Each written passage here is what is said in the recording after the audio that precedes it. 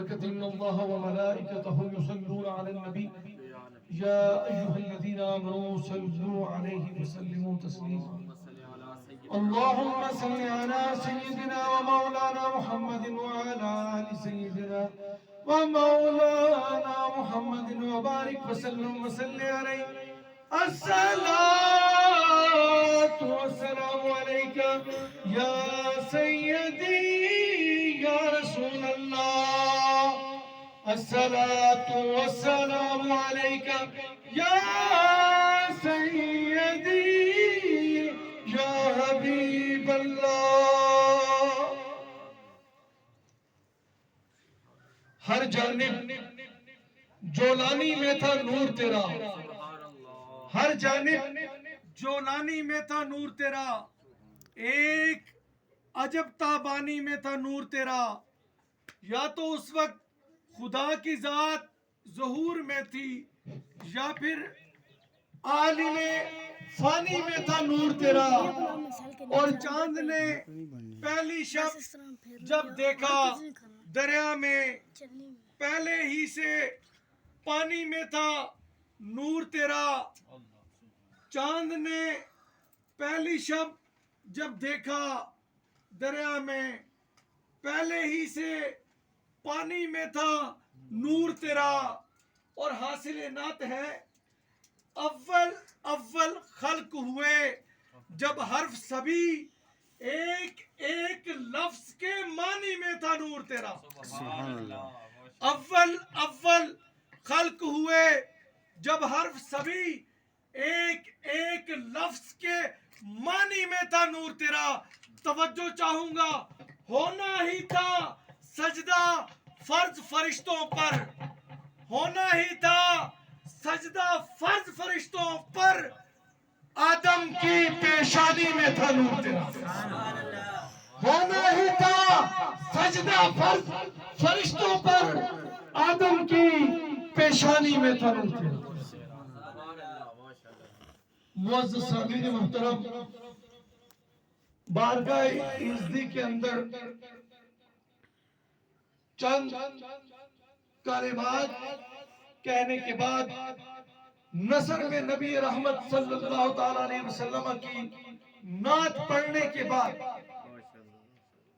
آج کی یہ روحانی پر نور پر سرور محفل پاک جو ہمارے برادر اکبر جناب محترم ظریف صاحب کی اہلیہ محترمہ اور ہمارے بھتیجے توقیر اور توصیف کی والدہ محترمہ کہ احسان ثواب کی محفل پاک جس میں میرے نہایت محترم جناب حضرت علامہ قاری محمد جمیل صاحب تشریف فرما ہے اللہ آپ کے عمل میں آپ کے علم میں آپ کی زندگی میں برکتیں عطا فرما کر اہل علاقہ کو آپ سے فیضیاب ہونے کی توفیق عطا فرما اور میرے نہایت محترم میرے کافی سارے رشتے ہیں لیکن کیونکہ آج ایک ماں کی دعا میں بیٹھے ہیں تو جو ماں کی نسبت سے میری ماں بھی آج 3 سال 3.25 سال ہو گئے اس فانی دنیا سے پردہ کر گئی میرے ماموں محترم اصغر صاحب تشریف فرما ہے ان کے حکم پر یہاں حاضری کی توفیق ملی اور اللہ جسے اپنی رحمت خاص سے اپنی توفیق خاص سے چن لیا کرتا ہے اسے اپنے ذکر کی محفل میں آنے کی توفیق عطا فرما دیتا ہے اور میں اور آپ جتنے یہاں تشریف فرما ہیں ہم چنیدہ لوگوں میں سے ہیں آج کے دن اس وقت کے لیے ہمیں یہاں چن کر بٹھا کر رب یہ ہماری زبانوں کو اپنے ذکر سے تر فرما کر یہ بتانا چاہتا ہے جو میرے ہیں وہ میری محفل کے اندر آ جایا کرتے ہیں تو دوستان محترم میں نے جو آیات مقدسہ پڑھی میں ٹوٹلی 10 منٹ میں اپنی گفتگو کو سمیٹوں گا آپ کی توجہ میری طرف اس کا ترجمہ میں پڑھ کر اور ایک آیہ مبارکہ جو روح سے منسلک اس کے معاملات ہیں اس کا ذکر کر کے میں اپنی گفتگو کو سمیٹ رہا ہوں. جملے بڑے غور طلب ہیں، آپ بغیر کوئی لمحہ ضائع کیے بغیر توجہ آتے ہیں. الذی خلق الموت، اللہ کہتا ہے کہ میں نے موت کو تخلیق کیا، والحیات، زندگی کو تخلیق کیا. موت زندگی کے ساتھ موت کی جو قید لگائی، بندہ دنیا کے اندر رہتے ہوئے زندگی کے جو مرحلے گزارتا ہے اور موت کی فکر کر رہا ہے، فرمایا اس دوران کے اندر جو میرا ہے وہ کیا کرے گا؟ ایشکم احسن عملا، جو میرا ہے جو اچھے عمل کرنے کے لیے میں نے اسے صرف اس لیے نہیں کہا کہ وہ میرا ہے. کیوں؟ کہ میں نے اس کو تخلیق، جب اس کی فرمائی میں نے 4 قسمیں کھائی تھی، وَالتِّينِ وَالزَّيْتُونِ وَطُورِ سِينِينَ وَهَٰذَا الْبَلَدِ الْأَمِينِ، رب نے 3 کی قسم کھائی، طور سینہ کی قسم کھائی، میرے آقا کی شہر کی قسم کھائی. یہ قسمیں کیوں کھائی؟ عیشکم لقد خلقنا الانسان فی احسن تقویم. اے پیارے، تیرے جیسا خوبصورت میں نے کائنات میں ستارے بنائے، میرے آسمانوں کو بنایا، چاند کو بنایا، سورج کو بنایا، لیل النہار کو بنایا، یہ سبزہ لگایا، سب کچھ بنایا. لیکن پیارے، اس خوبصورتی میں ان اللہ جمیل ویحب الجمال، تجھے حسن کا پیکر بنا دیا، تجھے اشرف المخلوقات بنا کر سب پر فضیلت عطا فرما دیا. جتنا خوبصورت بنایا اتنا خوبصورت مقصد حیات تجھے دے دیا. تیری زندگی کا مقصد اتنا خوبصورت تجھے دیا. ایشکم احسن عملا. آج کے دور میں ہم اس مقصد کو کیوں بھولے ہیں، اس کی وجہ بیان کر کے میں گفتگو سمیٹ رہا ہوں. یسألونک عن الروح، اے محبوب جب یہ لوگ آپ سے سوال کریں روح کیا ہے، روح، آپ نے فرمانا ہے قل الروح من امر ربی، روح میرے رب کا امر ہے. روح کیا ہے؟ روح کیا ہے؟ 3 چیزیں آسمان سے آئی. روح کہاں تھی پہلے؟ عالم ارواح کہاں ہے؟ بندے کے ذہن میں سوال پیدا ہوتا ہے کہ کیا اس جہاں سے پہلے میں کہیں تھا؟ کیوں کہ کچھ لوگوں کا عقیدہ یہ بن چکا ہے کہ موت مٹ جانے کا نام ہے، موت مر جانے کا نام ہے. لیکن اسلام کہتے ہیں نہیں، موت مٹ جانے کا نام نہیں ہے، موت مر جانے کا نام نہیں. کیوں کہ اے انسان، پہلے تو یہاں آنے سے بھی کسی جہاں میں تھا جسے عالم ارواح کہتے ہیں. وہاں تو نے اپنی زبان سے اقرار کیا تھا الستو بربکم، ہاں تو میرا رب ہے. اس میں تو نے ساری زندگی گزار دی. پھر کیا وہاں تیرا سلسلہ جب ختم ہوا تو عالم شہادت میں، جسے میں اور آپ عالم دنیا کے نام سے جانتے ہیں، یہاں منتقل ہو گیا. ہم کہتے ہیں انتقال ہو گیا. اس کو سادے لفظوں میں سمجھاؤں تو جب گھر کے بڑے چلے جائیں تو انتقال رجسٹری کا ہوتا ہے یا نہیں ہوتا؟ وہ منتقل ہوتی ہے. ہم کہتے ہیں فلانے بندے کا انتقال ہو گیا، وہ ایک جہاں سے دوسرے جہاں منتقل ہو گیا. ہم کہتے ہیں وصال ہو گیا. وصال وصل سے بنا ہے جس کا معنی ہے ملاقات، مل جانا. بندہ مٹی کا ہے، مٹی مٹی میں مل جاتی ہے. روح آسمان سے آئی ہے، عالم ارواح سے آئی ہے، وہ اوپر چلی جاتی ہے. تو یسألونک عن الروح، اے پیارے یہ لوگ سوال کریں روح کیا ہے، بتانا قل الروح من امر ربی، روح میرے رب کا. اب سیدنا اسرائیل علیہ السلام فرماتے ہیں کہ میں بعض لوگوں کی روح قبض کرنے کے لیے جاتا ہوں. یا رسول اللہ، آپ سے سوال کر رہا ہوں، جاتا ہوں تو روح تو میں جسم سے جدا کرتا ہوں. پہلے روح مردہ ہوتی ہے، پہلے ہی کیا ہوتی ہے؟ مر چکی ہوتی ہے زندگی میں. وہ کیوں مرتی ہے؟ یہ بات میری گفتگو ہے. روحیں کیوں مر جاتی ہیں؟ روحیں کیوں مر جاتی ہیں یا گمراہ ہو جاتی ہیں، بھٹک جاتی ہیں؟ کیوں ایسا ہوتا ہے؟ کیونکہ یہ جو جسم میرا اور آپ کا ہے، اللہ نے کسی کو 5 فٹ 5.5 6 فٹ قد دیا، چوڑا سینہ دیا. اس کی خوراک اللہ نے انسان مٹی سے بنا، اس کی خوراک مٹی میں رکھ دی۔ انسان کس سے بنا؟ محبت کے ساتھ، کیونکہ ٹائم بالکل مختصر ہے، میں نے 2-4 منٹ میں گفتگو سمیٹنی ہے۔ انسان کس سے بنا؟ مٹی سے۔ اس کی خوراک کہاں سے بنی؟ جتنے پھل ثمرات ہم نعمتیں یہاں سجائیں گے کہاں پیدا ہوئے؟ مٹی سے۔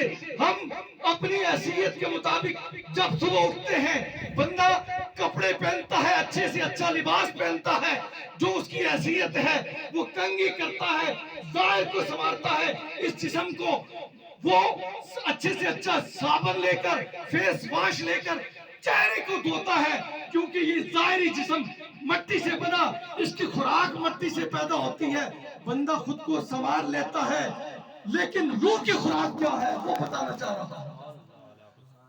الا بذکر اللہ تطمئن القلوب، اللہ کے ذکر سے دل سکون پاتے ہیں، اللہ کے ذکر سے۔ وانزلنا الیکم نورا مبینا، قرآن کہاں سے آیا؟ آسمانوں سے۔ قد جاءکم من اللہ نور، کہاں سے آئے؟ نبی رحمت آسمانوں سے۔ اور یہ جسم مٹی سے بنا تھا، اس کی خوراک مٹی سے، اور روح اوپر سے آئی تھی، اس کی خوراک بھی رب نے اوپر سے بھیجی۔ آسان کر رہا ہوں آپ کے لیے سمجھنے کے لیے۔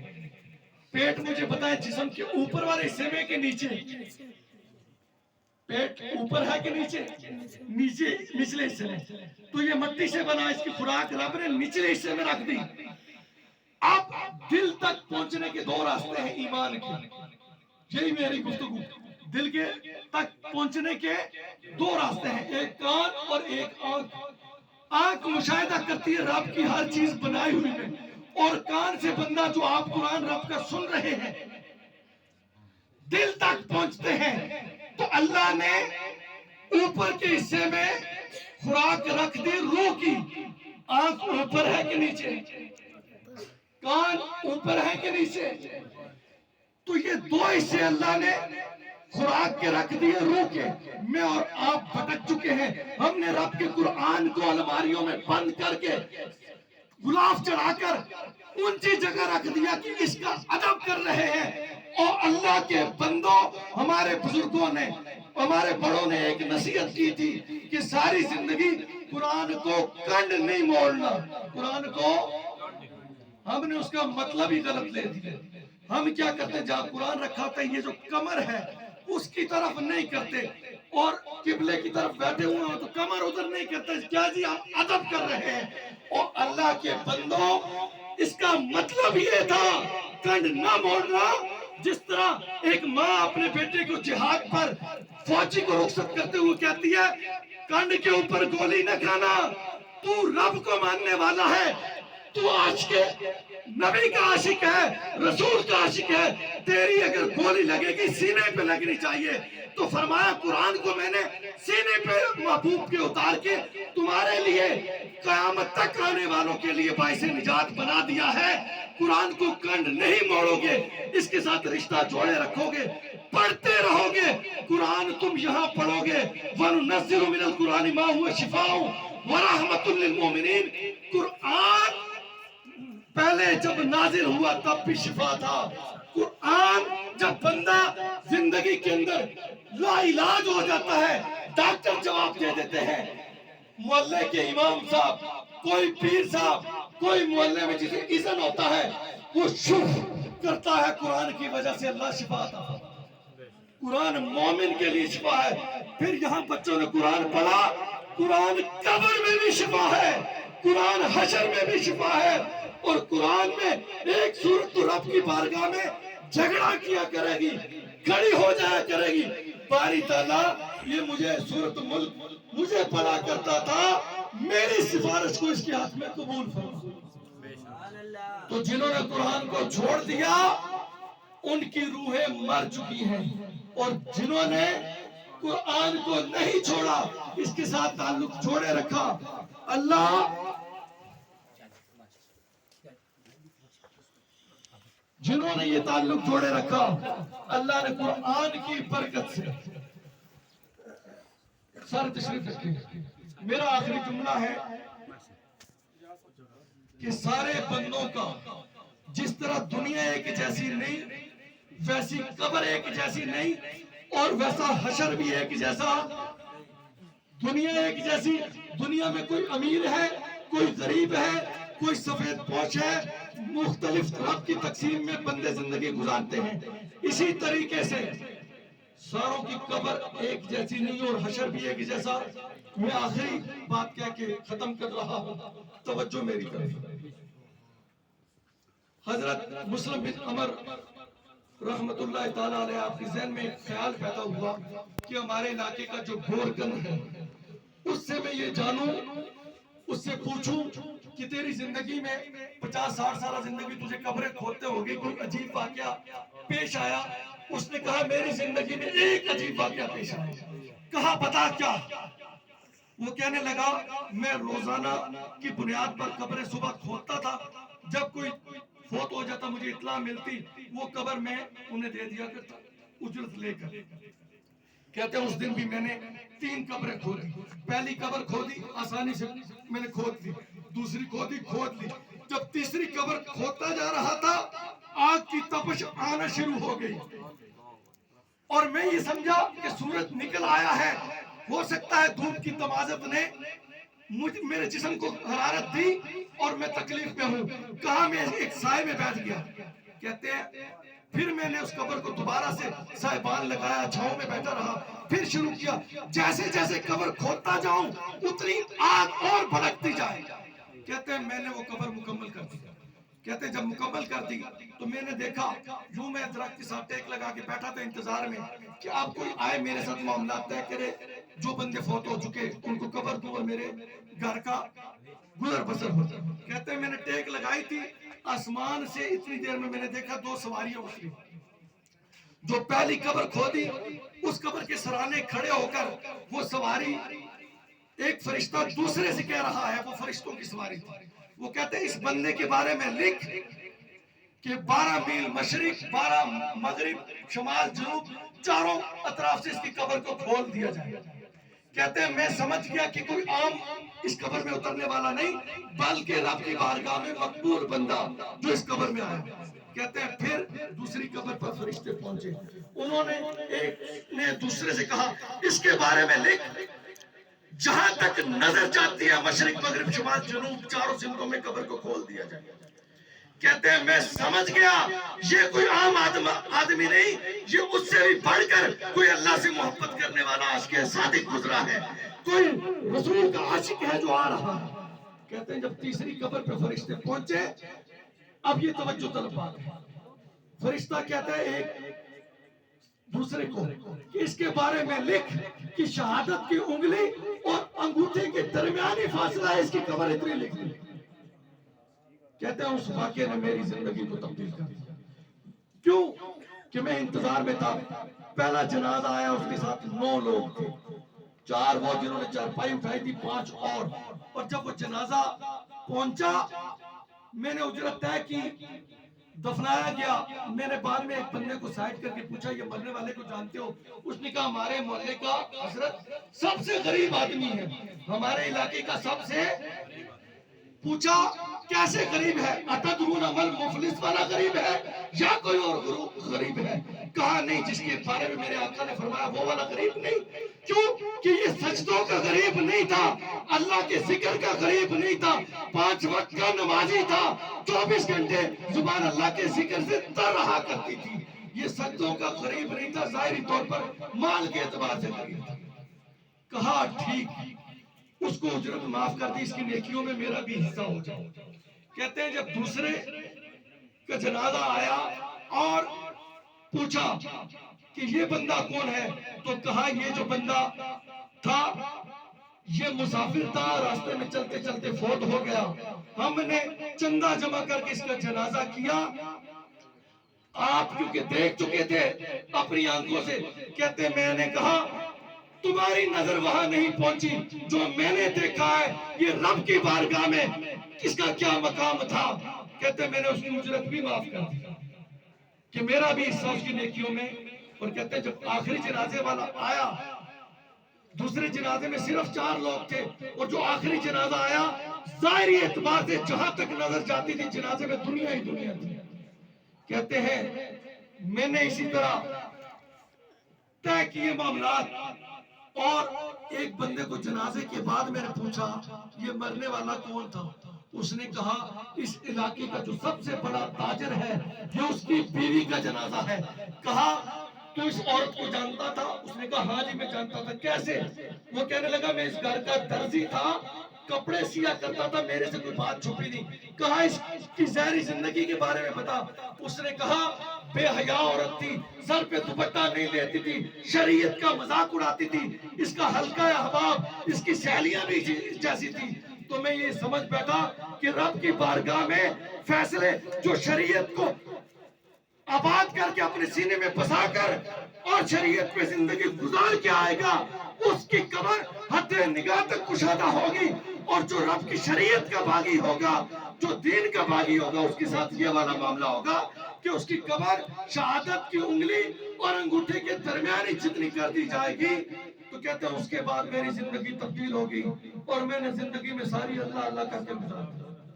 تو آج ایک ماں دنیا سے گئی، وہ ہمیں یہ دعوت فکر دے کر گئی کہ آج میں جا رہی ہوں، کل تم نے بھی اس سفر کا آغاز کرنا ہے. اس سفر سے پہلے، اس کا مسافر بننے سے پہلے اللہ مجھے اور آپ کو توبۃ النصوح کرتے ہوئے عملی زندگی میں قدم رکھنے کی توفیق عطا فرمائے. عمل سے زندگی بنتی ہے، جنت بھی جہنم بھی، یہ خاکی اپنی فطرت میں نہ نوری ہے نہ ناری. اللہ آپ ساروں کو آپ پر اپنا خصوصی کرم فضل فرمائے، اور جن کے سارے ثواب کی دعا میں اور آپ شامل ہیں اللہ ان کی بخشش فرمائے. وما علینا الا البلاغ المبین.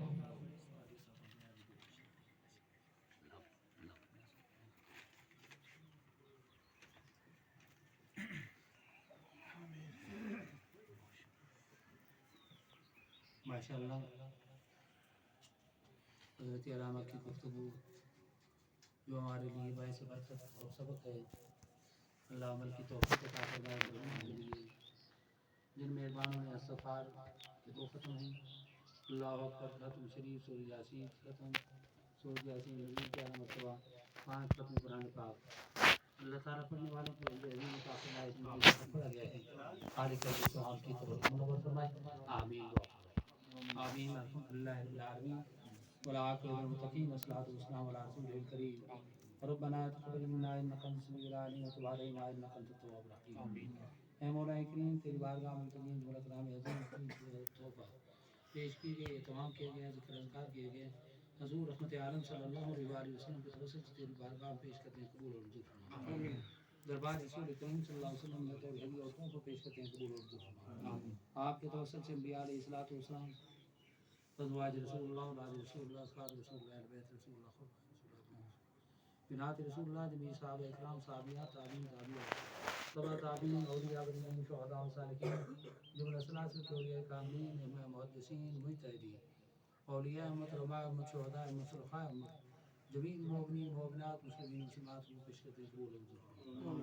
اے مولا کریم تیری بارگاہ میں تجین بالخصوص اس کلام عظیم کا ثواب حضور رحمت عالم صلی اللہ علیہ وسلم کو وسیلہ جلیل عظیم عزیز و توصیف والدین محترم کو بھی پیش کرتے ہیں، قبول اور منظور فرما. اے مولا کریم مرحومہ کی قبر کو جنت کے باغوں میں سے باغ بنا، درجوں کو بلندی عطا فرما، قبر کو طاعت نگاہ وسعت اور خوشحالی عطا فرما.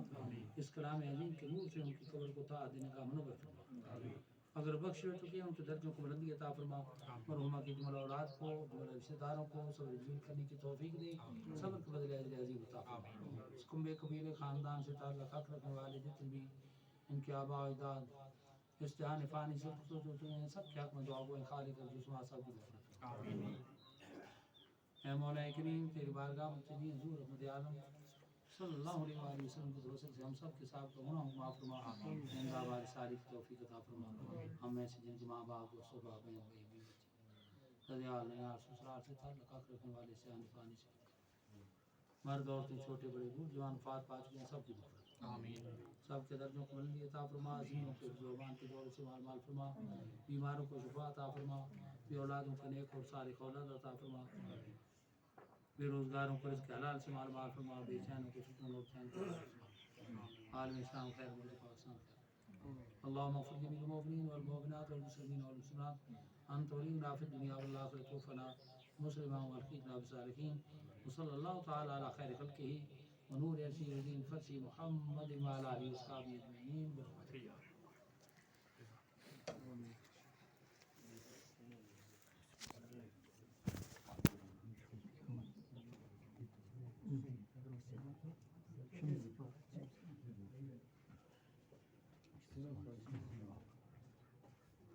میرا اپنا ادارہ ہے اپنا عوان کالونی میں شام میں ٹائم میں اسی میں پڑھاتا ہوں میریا ریاض العلوم کے نام سے اور ایک اکیڈمی علیحدہ سے قرأت نعت اکیڈمی